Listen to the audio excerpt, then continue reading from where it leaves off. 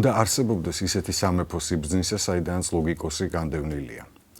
ნიჩეს ეს ფრაზა, რომელიც მან 27 წლის ასაკში თავის პირველ წიგნში ტრაგედიის დაბადება მუსიკის სულიდან გამოთქვა, შეიძლება მისი ფილოსოფიის, მისი ნააზრევის გასაღებადაც გამოდგეს. ნიჩეს გაგება, მისი გააზრება არ არის მარტივი საქმე, რაც იმას გულისხმობს, რომ მისი გაგებისათვის ჩვენ სხვა ტიპის დამოკიდებულების გამომუშავება მოგვიწევს.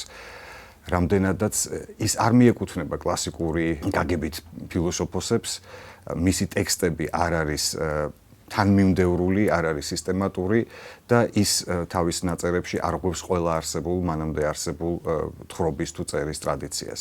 ეს უკვე ქმნის იმ სირთულეს, რომელიც უკავშირდება მისი ფილოსოფიის გაგებას და სწორად ინტერპრეტაციას. ამასთანავე, სწორედ ამ მიზეზების გამო ის ხშირად გამხდარა სხვადასხვაგვარი გაყალბების, არასწორი ინტერპრეტაციის თუ გაგების საფუძველი. ეს თავისთავად ასეთი სტილი, ასეთი ფორმა, გარდა მისი ნააზრევისა, ცალკეული აზრებისა, რომელიც უკვე საკმაოდ ესეთ ექსტრემალური შინაარსის არის და რადიკალური მოაზროვნის შარავანდედით მოსავს ნიჩეს, უკავშირდება აგრეთვე მის პრინციპულ გამოწვევას მთელი ფილოსოფიური ტრადიციის მიმართ. მან ფაქტობრივად გამოიგონა არა მხოლოდ სტილი თხრობის და ფილოსოფოსობის, არამედ ფაქტობრივად მან შექმნა თავისი ახლებური ენა, რომელიც ხშირად ესეთი გერმანული ენის თუნდაც მე-19 საუკუნის გერმანული ენის ნორმატივებსაც კი ცელდება და ხშირად ენობრივადაც კი ბუნდოვანი და არა ერთმნიშვნელოვანი ხდება მისი ტექსტების წაკითხვა და გაგება. იმისათვის რომ გავიგოთ ნიჩეს ნააზრევი, ალბათ ნაწილობრივ უნდა მივყვეთ მის ბიოგრაფიასაც და ცალკეული ასპექტები მისი ნააზრევისა სწორედ იმ ეპოქის ჭრილიდანაც გავიაზროთ, რომელშიც ნიჩეს უხდებოდა ცხოვრება და აგრეთვე გასათვალისწინებელია მისი ბიოგრაფიული მომენტები, მისი პიროვნებაც, ის მდგომარეობები, რომელშიც ნიჩე ფიქრობდა, წერდა და აზროვნებდა. ნიჩე დაიბადა 1854 წელს საქსონიის პატარა სოფელ როიკენში. მამამისი იყო პროტესტანტი პასტორი, მამის მხრიდანაც და დედის მხრიდანაც მისი წინაპრები იყვნენ სასულიერო პირები. ამან უკვე ამ რელიგიურ გარემოში აღზრდამ მასზე საკმაოდ მძიმე შთაბეჭდილებაც კი მოახდინა, რაც აისახა შემდგომში მის ნააზრევში. რელიგიის კრიტიკა და ღმერთის თემა ერთ-ერთი უმწვავესი ხდება მის ნააზრევში და შეიძლება ითქვას, რომ ეს ნიჩეს სახელი უკვე ფაქტობრივად ავტომატურადაც კი ღმერთის თემასთან, ან ღმერთის სიკვდილის თემასთან იგივდება, რაზეც მოგვიანებით გვექნება საუბარი. ბიოგრაფიიდან რამოდენიმე ასპექტი რომ გავიხსენოთ, მამა მისი ადრე გარდაიცვალა, ოჯახი გადასახლდა ქალაქ ნაუმბურგში, სადაც ნიჩე სწავლობდა, შემდგომში სკოლა იქ დაამთავრა, შემდგომ ის მიდის ბონში, იწყებს თეოლოგიის და კლასიკური ფილოლოგიის სწავლას, მაგრამ ის მალე ანებებს თავს თეოლოგიას, რითიც მან გაანაწყენა საკუთარი ოჯახი, პირველ რიგში დედამისი, რომელსაც სურდა, რომ ნიჩეც სასულიერო პირი, საბრძოლო პირი გამხდარიყო და მთელი თავისი ინტერესებს ის უთმობს კლასიკურ ფილოლოგიას. ამავე დროს ის უკვე ინტერესდება ფილოსოფიითაც. მოგვიანებით ის იცვლის უნივერსიტეტს და გადადის ლაიფციგში, რომელიც ამ დროს ერთ-ერთი წამყვანი უნივერსიტეტი იყო, ლაიფციგის უნივერსიტეტი მთელ იმდროინდელ ევროპაში და მსოფლიოში შესაბამისად და აქ ცნობილი გერმანელი კლასიკური ფილოლოგის ფრიდრიხ რიჩლის ხელმძღვანელობით აგრძელებს კლასიკური ფილოლოგიის სწავლას. ნიჩე ბავშვობაშიც გამოირჩეოდა თავისი ვუნდერკინდობით, მას ჰქონდა არაჩვეულებრივი უნარი ადვილად აეთვისებინა უცხო ენები და იყო გამორჩეული თავისი მუსიკალურობით, ის ბავშვობიდანვე წერდა მუსიკალურ ნაწარმოებებს, იყო ვირტუოზი პიანისტი და ვირტუოზი შემსრულებელი. ეს თვისებები აისახა კიდევაც შემდგომში მის ნააზრევში. ნიჩეს ფილოსოფია, მისი ნაწერები გამოირჩევა განსაკუთრებული მუსიკალურობით. სწორედ ლაიფციგში სწავლის დროს მან შემთხვევით, როგორც ისყვება, შეიძინა შოპენჰაუერის წიგნი სამყარო როგორც ნება და წარმოდგენა, რაც მისთვის გადამწყვეტი აღმოჩნდა მისი ცნობიერების, მისი მსოფლმხედველობის ჩამოყალიბებისათვის. შემდგომში ის კიდევ უფრო მეტად ინტერესდება იმ დროს ჯერ კიდევ არამთლიანად აღიარებული გერმანელი კომპოზიტორის რიხარდ ვაგნერის შემოქმედებით. აქ გულისხმობ იმას, რომ არა მხოლოდ მუსიკით, არამედ ვაგნერის თეორიული თხზულებებითაც და მისი ესთეტური ნაშრომებითაც და სწორედ ეს ორი ავტორი არის გადამწყვეტი ზეგავლენის მქონე ადრეული ნიჩეს მსოფლმხედველობაზე, ვაგნერი და შოპენჰაუერი. ნიჩეს არ ჰქონდა ჯერ ლაიფციგში თავისი სწავლა დამთავრებული, მას არათუ სამეცნიერო აკადემიური ხარისხი, დოქტორის ხარისხი ჰქონდა მოპოვებული, არამედ თავად სასწავლო პროცესი არ ჰქონდა დამთავრებული. როდესაც მას მისი რამდენიმე პუბლიკაციის საფუძველზე კლასიკურ ფილოლოგიაში შეთავაზეს პროფესორობა ბაზელის უნივერსიტეტში. და ის 23 წლის ასაკში ხდება ბაზელის უნივერსიტეტის კლასიკური ფილოლოგიის პროფესორი. ეს რა თქმა უნდა ესეთი თავბრუდახვევი წარმატება ასეთ ადრეულ ასაკში. ესეთი ისტორიაც კი არსებობს, რომ როდესაც ნიჩე უკვე დამტკიცებული იყო ბაზელის უნივერსიტეტის პროფესორად, მას უნდა დაემთავრებინა სწავლა ლაიფციგში და ლაიფციგის უნივერსიტეტის პროფესორებს ეუხერხულად გამოცდა ჩაეტარებინათ უკვე მათი კოლეგისათვის და მას მიანიჭეს გამოცდის გარეშე დოქტორის აკადემიური ხარისხი. სწორედ ბაზელში ჩასვლის პერიოდიდან იწყება ნიჩეს ახალი ეტაპი მის ცხოვრებაში. ის იწყებს მუშაობას თავის პირველ დიდ მონოგრაფიაზე ტრაგედიის დაბადება მუსიკის სულიდან, რომელიც 1872 წელს გამოქვეყნდა და ის ეძღვნება უკვე რიხარდ ვაგნერს, რომელიც მან 1868 წელს პირადად გაიცნო და ეს გაცნობა, ეს შეხვედრა ნიჩესთვის აღმოჩნდა გადამწყვეტი მნიშვნელობის. ის იყო ვაგნერის უსაზღვრო თაყვანისცემელი, რაც აისახა კიდევაც ამ მის პირველ წიგნში. ნიჩე ლაპარაკობს იმაზე, რომ მომავლის ხელოვნება ეს არის რიხარდ ვაგნერი და მისი მუსიკა და ამავე დროს რითაც ეს პირველი წიგნი ნიჩესი გამოირჩევა, აქ საუბარი აქვს ორ საწყისზე, არა მხოლოდ ბერძნულ კულტურაში, არამედ ზოგადად ხელოვნებაში. ეს არის დიონისური საწყისი და აპოლონური საწყისი. დიონისური და აპოლონური ეს ნიჩეს შემოტანილი ფიგურებია, შეიძლება ითქვას, რიტორიკული ფიგურები შეიძლება უწოდოთ მას, მათ და პრინციპში ნაკლები შეხება აქვს კლასიკური ფილოლოგიის რეალობასთან, რამაც დიდი გაუგებრობა და უკურეაქციაც კი გამოიწვია კლასიკური ფილოლოგიის წარმომადგენლებისაგან. ეხლა მოკლედ რომ მოვყვეთ, რას ეხება ეს წიგნი და რა არის დიონისური და აპოლონური.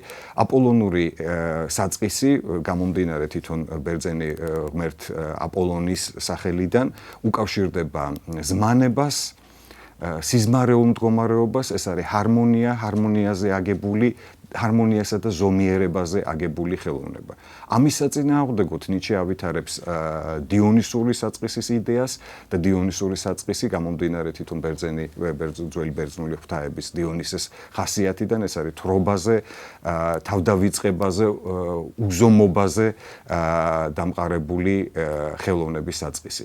ნიჩე ხედავს ტრაგედიას და მუსიკალური ხელოვნების დაბადებას სწორედ დიონისურ საწყისში, ანუ უზომობაში, თრობასა და ფაქტობრივად მთლიანად ყოველგვარი გონიერების დაბინდებასა და გაბუნდოვნებაში.